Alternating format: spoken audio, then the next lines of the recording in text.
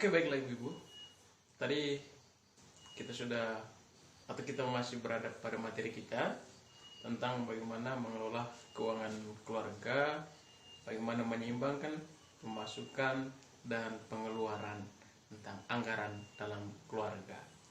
Baik, tadi kita sudah sampai pada bagaimana menyusun anggaran bulanan keluarga. Tadi sudah dibahas bersama contohnya, tentang contoh bagaimana Ibu Lili atau keluarganya Ibu Lili menyusun anggaran keluarganya. Baik, karena itu sekarang kita sama-sama berdiskusi sekaligus membantu Ibu Lili menyusun anggaran keluarga Ibu Lili, sehingga antara pemasukan dan pengeluaran keluarga Ibu Lili bisa seimbang. Tapi sebelum itu saya akan bagikan selembar kertas kepada ibu-ibu sekalian. Nanti bisa, karena kertasnya terbatas, nanti bisa dipakai 4 orang satu lembar kertas, yang di dalam kertas itu berisi tentang tabel pemasukan dan juga pengeluaran dari keluarga Ibu Lili. Sekali lagi, ini hanya contoh dan mari kita sama-sama bantu Ibu Lili untuk mengisi tabel yang ada sebentar. Oke, baiklah. Tapi sebelumnya kita harus sepakati dulu. Dalam tabel itu ada tabel yang sudah berisi angka. Yang berisi angka itu merupakan pemasukan dan kebutuhan dari keluarga Ibu Lili.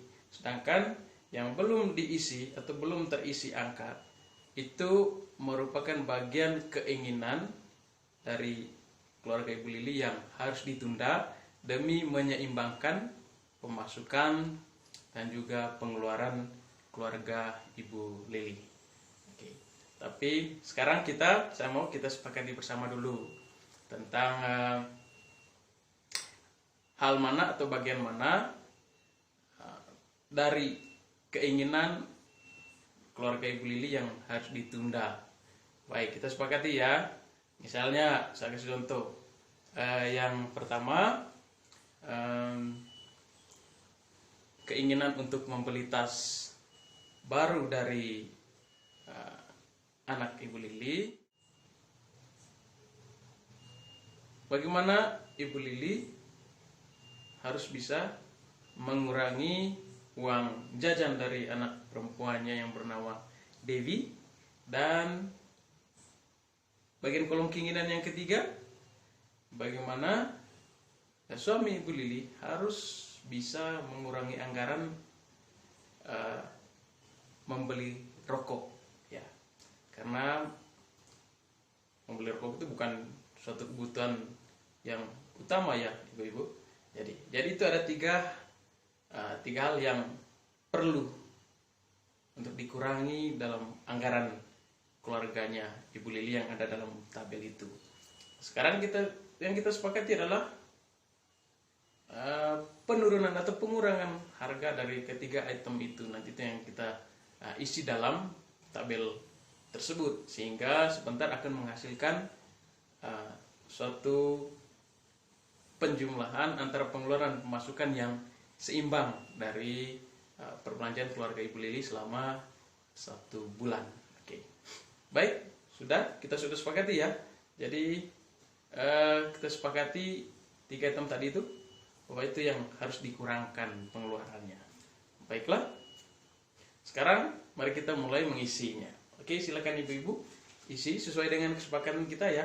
Bagian yang kosong tadi itu, ya, sesuai dengan kesepakatan tentang pengurangannya berapa. Silakan ibu-ibu, silakan isinya. Oke, baiklah, sudah.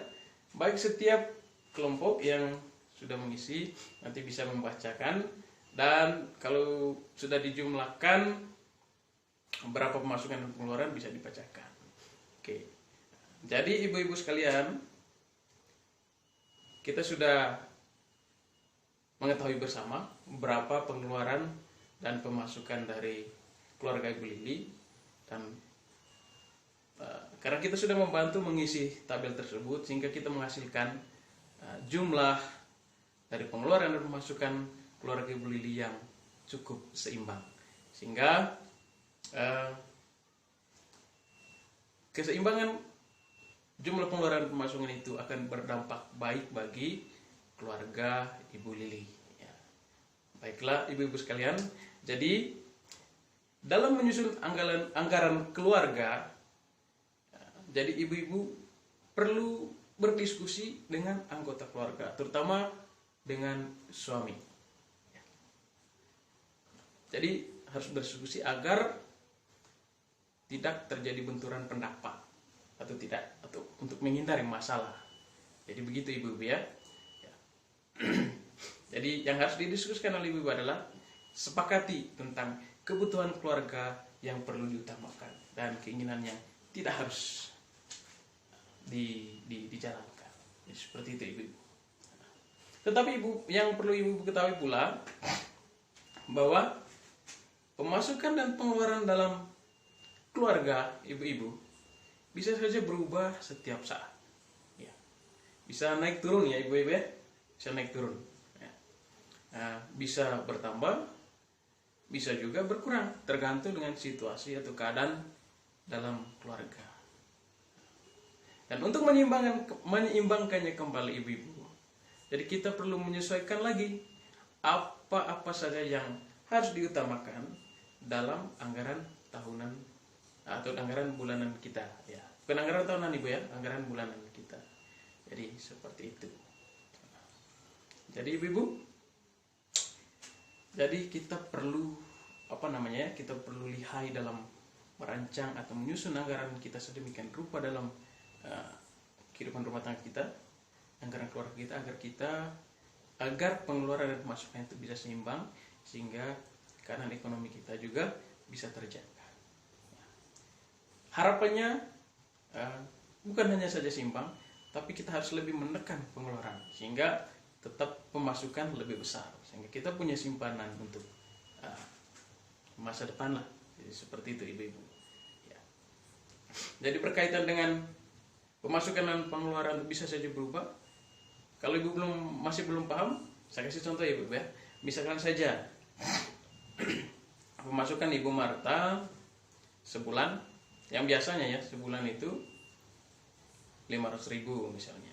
Tetapi karena situasi dan kondisi Ibu Marta sakit selama seminggu misalnya, berarti tidak kerja kan? Itu. Karena tidak kerja sehingga masukan keluarga Ibu Marta atau masukan Ibu Marta jadi berkurang. Nah, karena itu Ibu Marta harus bisa lebih lihai dalam menyusun anggaran. Ya. Harus mengutamakan kebutuhan daripada keinginannya. Gitu. Nah, itu berkaitan dengan pengurangan pemasukan atau berkurangnya pemasukan. Sedangkan bisa jadi pemasukan ibu bertambah dalam sebulan. Misalkan ibu bekerja, penghasilan ibu kan 500.000 begitu.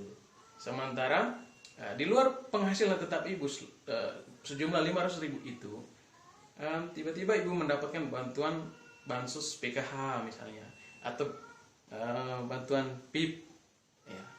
Bisa saja kan itu penambahan, sehingga itu yang perlu disyukuri.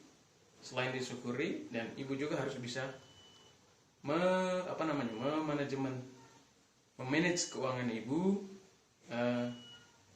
dalam rumah tangga, sehingga bisa menghasilkan anggaran keluarga yang baik. Jadi demikianlah ibu-ibu. Mudah-mudahan ibu bisa memahami apa yang saya sampaikan setelah kita berdiskusi dan membantu Ibu Lili dalam mengisi tabel tadi, dan semoga kita paham maksudnya ya ibu ya. Paham ya? Oke, paham.